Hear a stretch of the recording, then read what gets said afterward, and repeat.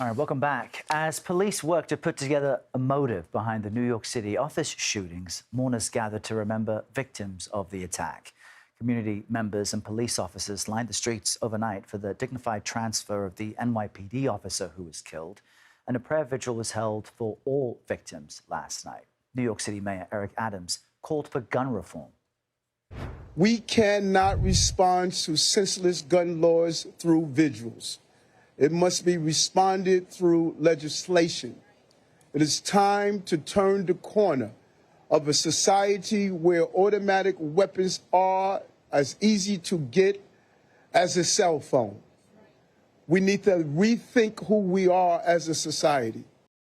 CBS News national correspondent Lilia Luciano joins us from Midtown to continue her reporting on this. Lilia, good morning. What are we learning about the suspect's motive? It's always difficult to make sense of the senseless. He did have a concealed permit with him, but what do we know about why this happened? Yeah, Errol, we'll talk about the motive in a second, but I do want to follow up with what the mayor said, because as you said, he had a concealed firearms permit that was given to him in the year 2022. Later that year, he had a number of episodes. Police have told CBS News that when he applied for the permit, he had not had interactions with police, that he had a clean record. But later on, he had a series of episodes, including at one point, he had reached out to police, called police to say that he had felt suicidal, that he was thinking about taking his life. Police responded to that. And they still found in Nevada that that was not enough grounds to take away his permit. Earlier this year, just last month, somebody called in a tip because of the amount of ammunition that he had purchased at a gun show. Police showed up.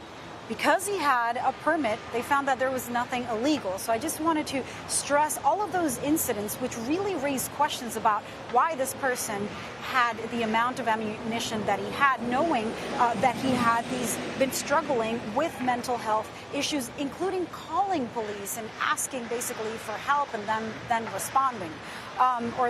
Then them responding. Now, to the motive, we know that he had a note that was obtained by CBS News in his wallet. In that note, he made very clear references to CTE, this condition that is associated with contact sports. In the note, he blames the NFL, and as we know, the NFL is headquartered in this building. He says statements something like they were ignoring the signs for profit. Over the years, the NFL has taken some actions, and we have seen, or they have reported, that traumatic brain injuries among players have come down, that they have taken efforts, that there is equipment that is available to minimize those damages, that they have taken these steps. We know that the shooter did not play professionally. He was a high school football player. And so he also makes references to doctors who had studied CTE. He makes references to a documentary that covers the impacts of or the effects of CTE.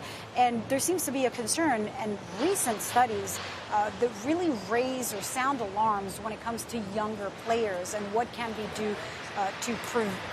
done to prevent the impacts of contact sports, especially football, when it comes to children and teenagers. Yeah, so much more to learn about what really was happening with that suspect. Lilia, thank you very much for that new information.